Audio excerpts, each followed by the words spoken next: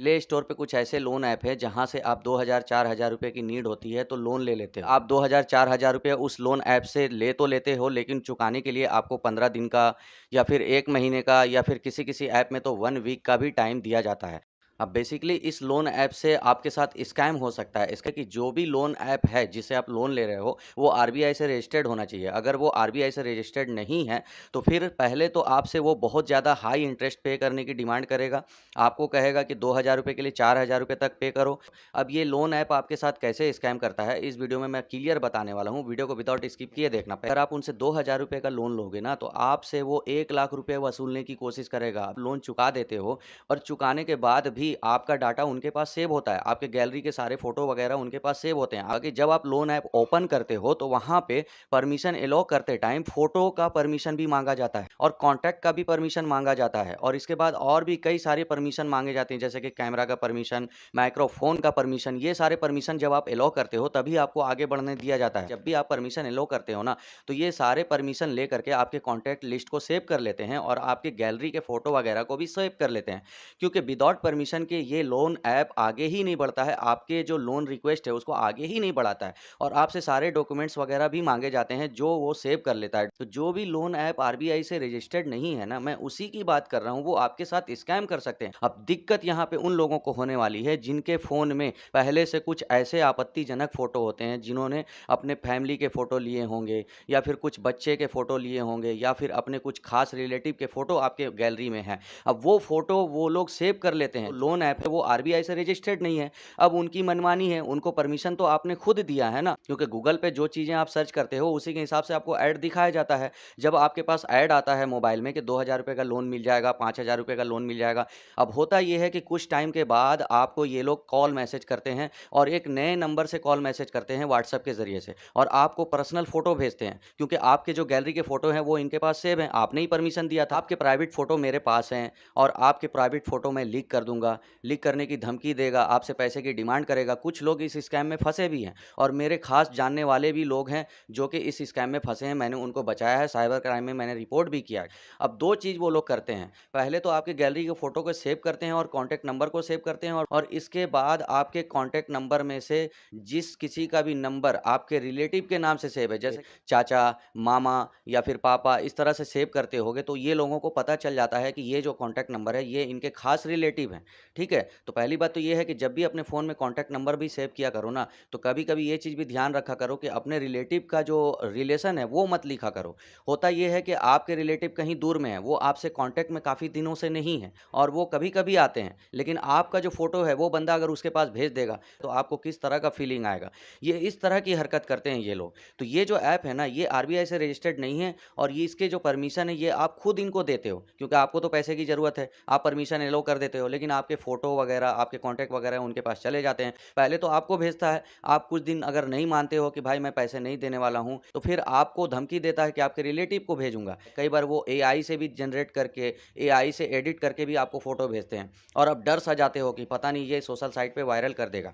और अगर आपने लोन ले भी लिया है और आपने उनको चुका दिया है, तो डरने की ज़रूरत नहीं है। जब भी किसी तरह से आपको कॉल या मैसेज आता है नए नंबर से, तो ज़्यादातर ये लोग इंटरनेशनल नंबर यूज़ करते हैं। अब देखो बेसिकली इसका सॉल्यूशन क्या है? सॉल्यूशन ये है कि देखो रिक्वायरमेंट्स तो आती रहेंगी, तो आपको करना ये है कि आरबीआई से रजिस्टर्ड लोन ऐप से ही लोन लेना है और अगर आप ऐसे लोन के चक्कर में फँस गए थे और आपने रीपेमेंट कर भी दिया है, तो आपको जब किसी भी नंबर से मैसेजेस आते हैं और आपके फ़ोटोज़ वगैरह भेजने की धमकी देता है या लीक करने की धमकी देता है, तो आपको साइबर क्राइम में कंप्लेन कर देना है।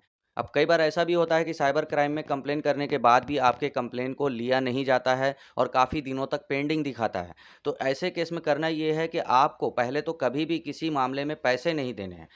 उसका सिर्फ़ एक ही मकसद होता है आपसे पैसे निकलवाना। तो आप पहली बार में ही अगर उसको पैसे दे देते हो तो उसके पास में लालच बढ़ जाएगा।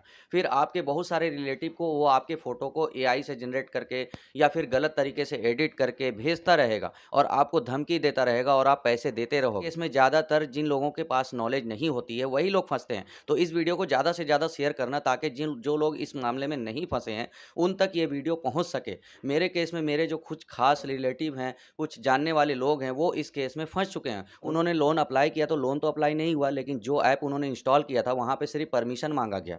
जैसे ही उन्होंने परमिशन दिया, इसके 1 वीक के बाद से उनके पास कुछ अननोन नंबर से मैसेजेस आने लगे और कुछ उनके प्राइवेट फ़ोटो, वीडियो उनको भेजने लगा वो बंदा और कहने लगा कि आप पैसे दे दो। इस चक्कर में उन्होंने डर से 2000 रुपए दे भी दिए, लेकिन बाद में वो बंदा जब ज़्यादा पैसे की डिमांड करने लगा और कुछ नए-नए रिलेटिव को भी फ़ोटो, वीडियोज़ भेजने लगा, तो कुछ ऐसे रिलेटिव भी थे जिन्होंने इस बात को समझा और उनसे डायरेक्ट कॉन्टैक्ट किया कि भाई आपके फ़ोटो, वीडियो मेरे पास आ रहे हैं, आपसे मेरा तो ज़्यादा मिलना-जुलना होता भी नहीं है, तो आपके प्राइवेट फ़ोटो मुझे क्यों कोई भेज रहा है? तो इस बात को उन्होंने समझा और क्योंकि वो जानकार बंदा था, जिसके पास उन्होंने फ़ोटो भेजे, तो वो जानकार बंदा था, तो उसने इस चीज़ को समझ करके फिर साइबर क्राइम थाने में जाके कंप्लेन किया और जो कंप्लेन उन्होंने किया है ना, उस कंप्लेन की कॉपी भी मेरे पास। अब यहाँ पे ऐसा नहीं है कि आपने कंप्लेन कर दिया तो आपके पैसे रिटर्न आ जाएँगे। बहुत सारे केसेज़ में पैसे रिटर्न आ भी जाते हैं, लेकिन ज़्यादातर केस में पैसे रिटर्न नहीं आते हैं। जो पैसे आपने उनको भेज दिया, वो रिटर्न नहीं आएँगे कि आपके फ़ोन में जब भी आप लोन लेने की कोशिश करते हो, तो जो भी फ़ाइल में फ़ोटो वगैरह होते हैं या फिर जो भी गैलरी में फ़ोटो वगैरह होते हैं, उनको पहले वहाँ से हटा लो या फिर कोई ऐसा फ़ोन यूज़ करो लोन लेने के लिए, जहाँ पे आपके पास फ़ोटो नहीं है, कोई कॉन्टैक्ट वगैरह सेव नहीं है।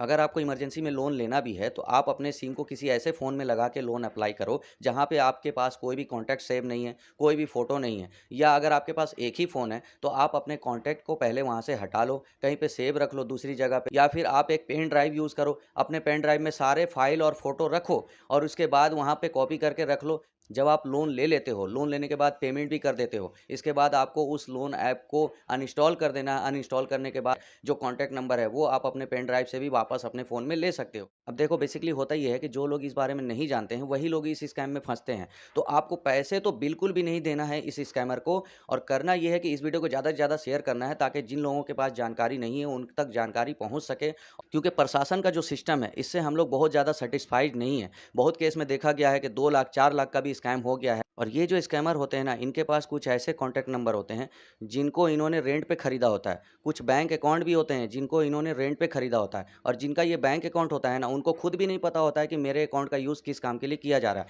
आप जो पैसे ट्रांसफ़र यहाँ से करते हो स्कैमर को, तो वो अपने अकाउंट में नहीं लेता है। वो एक ऐसे अकाउंट में लेता है, जिसको उसने रेंट पे लिया है किसी से। मैं आपको सिखा नहीं रहा हूँ, लेकिन ये स्कैमर लोग किस तरह से आपके साथ स्कैम करते हैं, आपके पैसे को कहाँ ले जाते हैं और क्लोन सिम बना के आपके साथ किस तरह से स्कैम करते हैं, मैं सारी चीज़ आपको आगे की वीडियो में बताऊँगा। वीडियो पसंद आया तो वीडियो को लाइक कर देना, चैनल को भी सब्सक्राइब कर दो क्योंकि आगे से मैं ऐसे ही वीडियो बनाता रहूँगा आपके लिए। हम लोग मिलते हैं नेक्स्ट नए वीडियो के साथ। Okay, thanks.